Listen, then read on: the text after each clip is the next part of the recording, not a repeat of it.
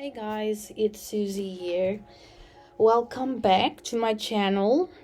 Today we are drawing a chameleon with a bit of a twist. His tongue is gonna be a water slide for frogs. I know it sounds crazy, but it works. Somehow it works. Yeah. As you can hear, I'm trying this voiceover thing again. I'm gonna see how it goes. My English is not that great. I really do struggle. And I'm gonna read from a script. Okay, so I might sound extremely animated, and I'm gonna try and speak slowly as to not lisp, try to lisp or whatever, just to make sense. I'm gonna try and speak slowly.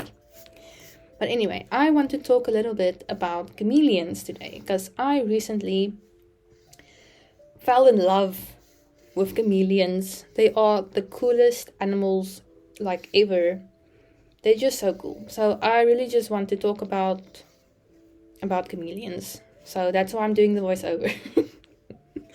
But anyway, this little guy is perched proudly in his jungle kingdom, blissfully unaware that his life is about to be overrun by bubble-blowing frogs and a pool floaty disaster. So let's just dive into the video.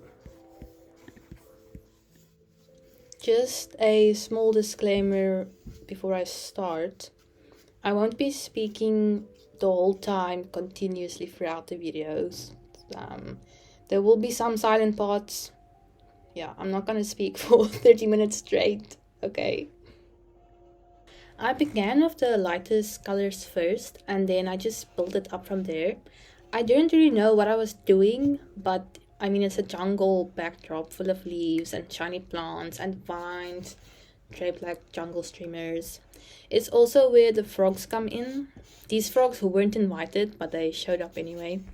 I didn't turn out as bad as I expected. Later on, I zoomed in on a couple of them so you could see, or you could meet these little troublemakers, if I can say that. There's one in the corner that has clearly seen things. So, frog drama is definitely real in this drawing.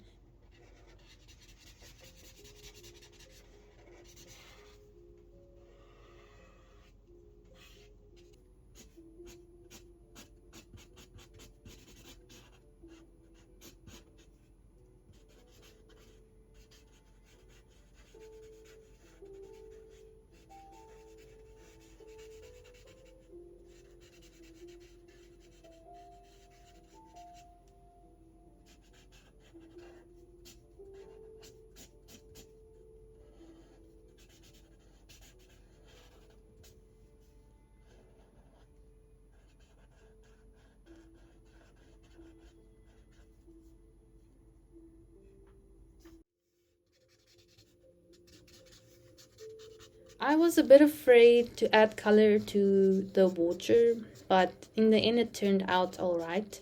I find water very challenging to draw, I mean with good reason.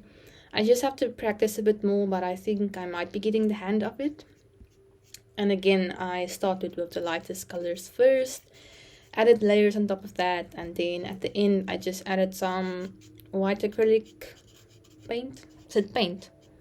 Oh, white acrylic marker paint, I don't know, on top, to create the splashes, the movement, and light reflection, which kind of saved the whole thing because it looked like a mess, and then I just added the acrylic on top, and then it was alright. Most chameleons are actually a bit wary of water, but obviously this one is not. In the wild, chameleons actually drink by licking dewdrops off leaves. They don't recognize still standing water, so they rely on rain, mist, or moving droplets. They do this delicate, tongue scoop. It's kind of poetic, I don't know. And I mean, sometimes I just stare at water until it moves. And I relate to that.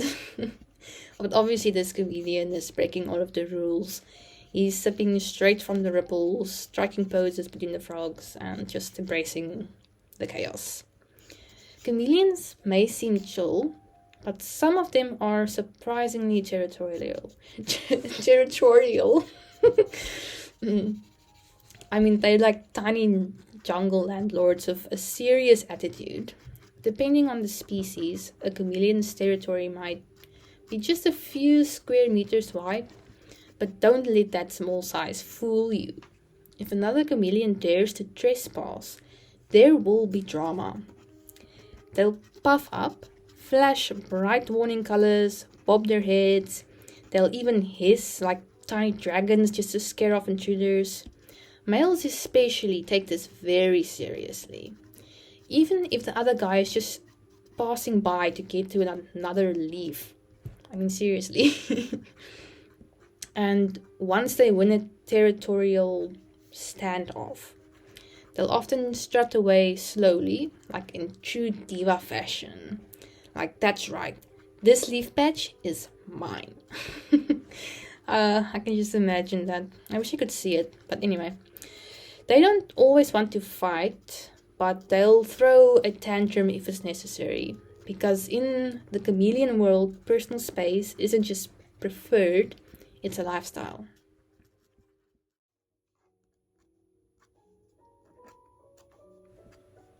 I just want to add, there you guys are gonna hear Hadidas in the background.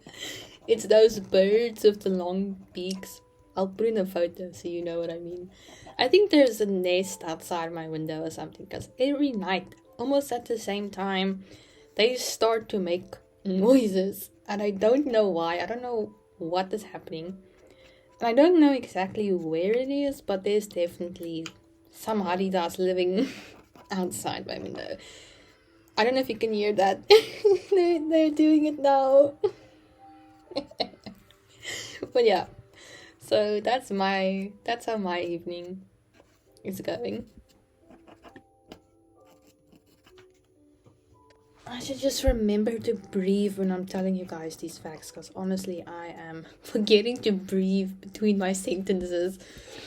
Also the dogs are barking. I don't know if you can hear that, but they are barking, but it's fine. I live in the world and there is noises. There's always gonna be noises. So, but anyway, another weird fact about chameleons is they have prehensile tails, which basically means their tails can hold things. It's like a fifth limb. Yeah, it's for balance. They use it for balance and to like grab onto branches. It's like a safety belt. It's functional, flexible, occasionally dramatic. For instance, if they get startled, they might curl the tail tight like a cinnamon roll. And also sometimes when they sleep, they will hang from their tails. I actually haven't seen that before. I might have to go look it up. But I think they do hang from their tails. But anyway. Also, let's talk about their feet. Chameleons have zygodactyl feet, which is basically a fancy word for meaning that their toes are grouped like salad tongues. Salad tongues. It's like two facing forward and two facing backwards, like those claw machines. It's like perfect for gripping branches. Just works better than a claw machine. But yeah, nature really said, like, let's make a lizard that's part alien, part tree ninja, part light reflecting wizard. I don't know. But yeah, more of that, please. That's quite cool. I'm quite jealous to a sense. Because why are chameleons so cool? Why can't humans be cool? We just have a brain. That's basically what makes us cool. Having brains. Okay. But anyway. So, the chameleon's tongue. Let's talk about the tongue for a bit. This is the interesting thing about a chameleon. When a chameleon spots a bug, its tongue launches like a slime party streamer attached to a high-speed piston. Okay? Some tongues are 1.5 to 2 times the length of the chameleon's body. And the speed at which it launches at. 0 to bug in 0.07 seconds. That's faster than a fighter jet accelerating. 0.07, that's insanely fast. So their tongues don't just whip out. They have this little suction cup that on the tip of it that grabs prey mid-air. This sounds so weird. It's like a built-in grappling hook. I don't know. It's just so weird. I do not want to be a bug and be in the presence of a chameleon. But yeah, I just described the chameleon's tongue. It's so weird. But it's cool. Anyway, let's move on.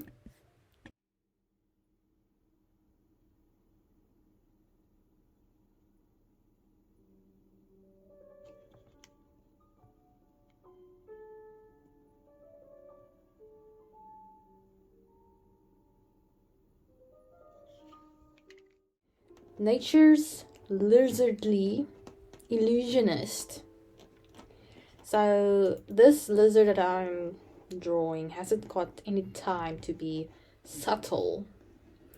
This lizard is literally going to become a walking tropical smoothie because I literally used all of the colors I had.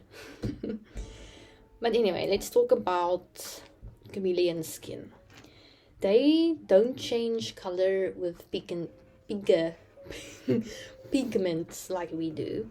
They change color using nanocrystals embedded in their skin. You heard right. They have nanocrystals embedded in their skin. Okay? Their skin is made of tiny, light reflecting crystals. And these crystals are arranged in layers like microscopic disco tiles almost. So, when a chameleon is calm, the nanocrystals are tightly packed, reflecting shorter wavelengths of light, usually blues or greens. But when they get excited, stressed, or flirty, or ready to throw down, these crystals spread apart, reflecting longer wavelengths, like reds, oranges, and yellows. And the chameleon that I drew is going through a lot of emotion, I would say, which you will see eventually. So it's like they have a built-in color tuning system controlled by their mood, temperature, or even social situations. Basically, they would say, feeling spicy, go red. Feeling cool, go blue. I don't know. That's so cool. Just imagine changing color based on your mood. The nearest thing we have to that is blushing. Okay, that's like the nearest thing. Or like tanning on the beach.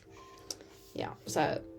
But anyway, some species have multiple layers of these crystals, allowing them to reflect both visible and infrared light, meaning they can literally radiate heat in style.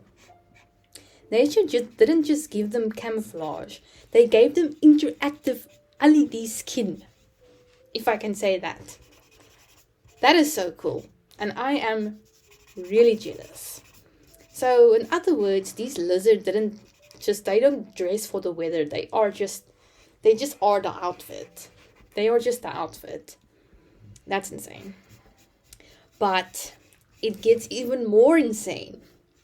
Some chameleons have glow-in-the-dark bones that can only show up under UV light.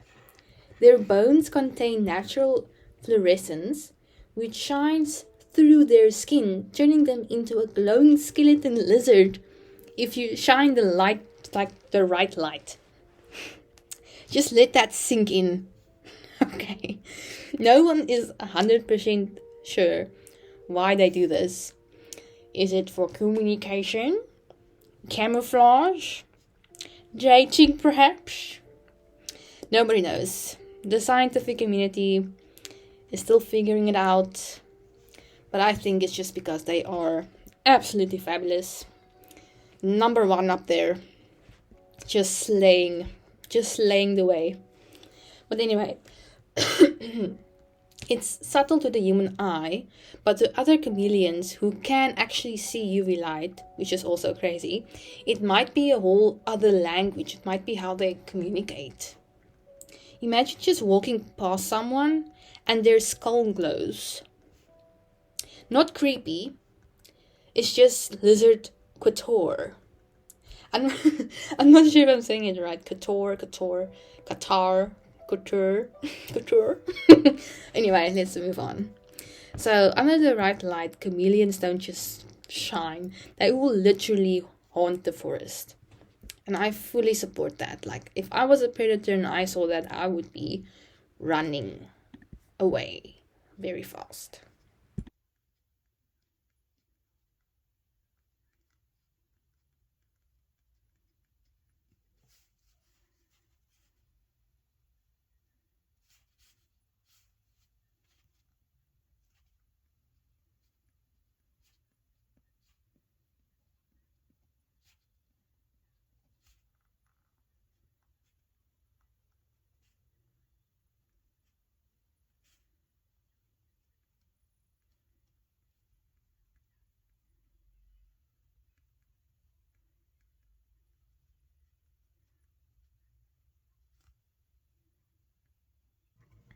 Okay, so let's move on to chameleon eyes, which are absolutely wild. They don't look weird, they are physically just weird, like in the best possible way. Each eye can rotate independently, meaning one eye can look up at a passing bird, while the other keeps an eye on a suspicious frog blowing bubbles nearby. They've got monocular and binocular vision. I'm not sure if I'm saying that correctly. Monocular, binocular, I don't know. So it's basically just a fancy way of saying they can either use both eyes to judge distance, or they can go full security camera mode and scan two different directions at once.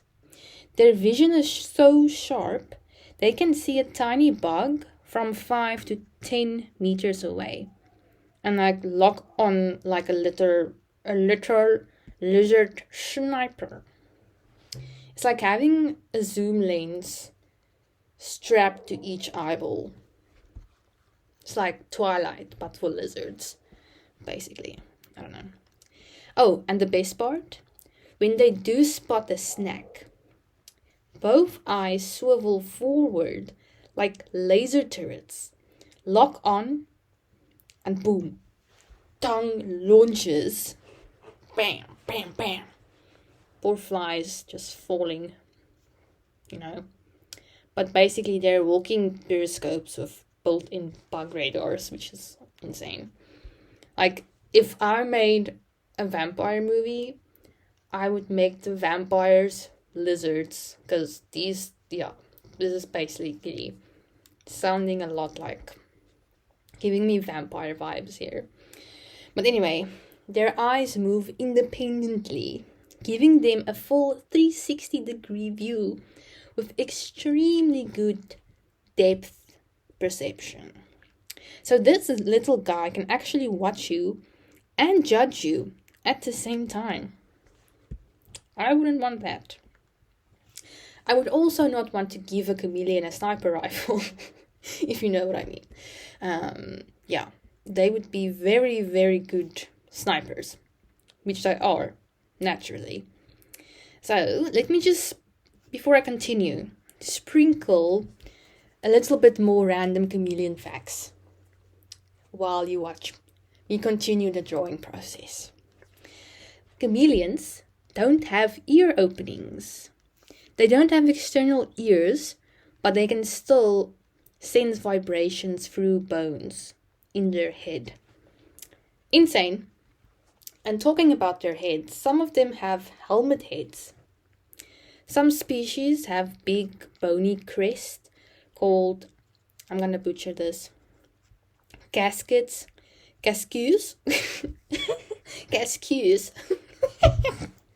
I don't know, casques. I'm butchering it, but anyway, they have like bony crest on their heads, and they use it to store fat, or even impress mates or whatever.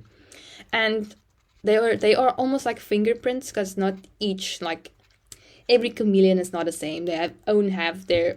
You see, I can't even speak anymore. I can't even speak. I'm buffering.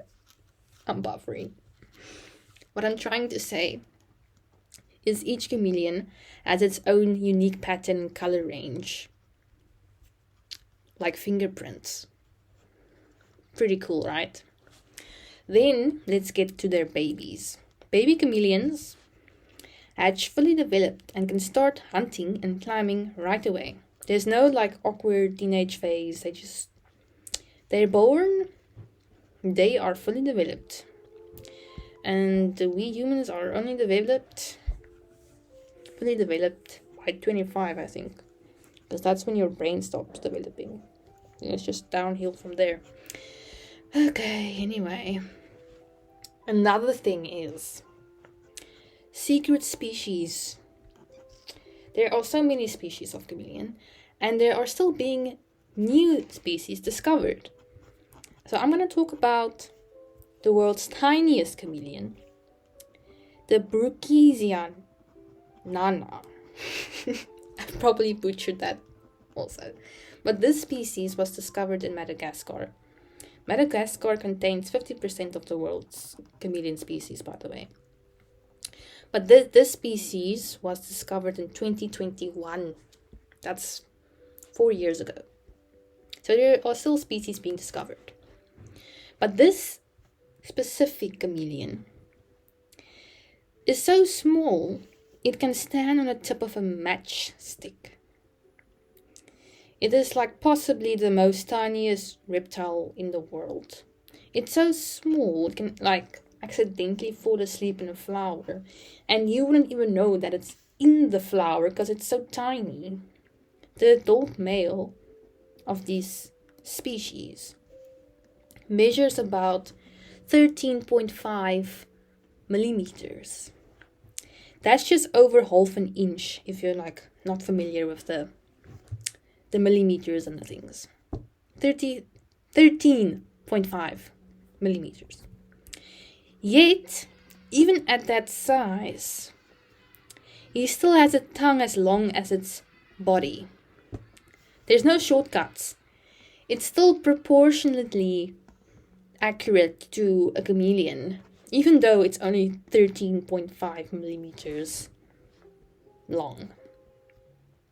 So it's proof that chameleons come in all sizes. But yeah, unfortunately, a lot of chameleons are in danger. Out of more than 200 species, many are considered vulnerable and critically endangered. Like I said, that's over 50% of chameleon species. And habitat loss is the biggest issue, especially in Madagascar, where around half of all chameleon species live. And deforestation and illegal pet trade has taken a serious toll. One species, the Tarzan chameleon, was only discovered in 2009, and it might already be close to extinction. Just imagine finding a new creature and realizing it might vanish in your lifetime. And that has got me thinking, what if there were species that were alive in our lifetime that we haven't yet discovered but went extinct because of all of these things? That is also something to think about. But anyway, that is mostly what I wanted to talk about. One very fabulous chameleon, several suspiciously derpy frogs, and a jungle scene that probably violates a few natural laws, I think. I don't know. So thank you so much for hanging out with me while I splashed color, shared some weird lizard science, and tried not to get emotionally attached to a frog wearing floaties. But they're so cute. If you enjoyed this little adventure, feel free to like and subscribe, or just yell Ooh, chameleons! Into the void. I'll feel it in my soul. Either way.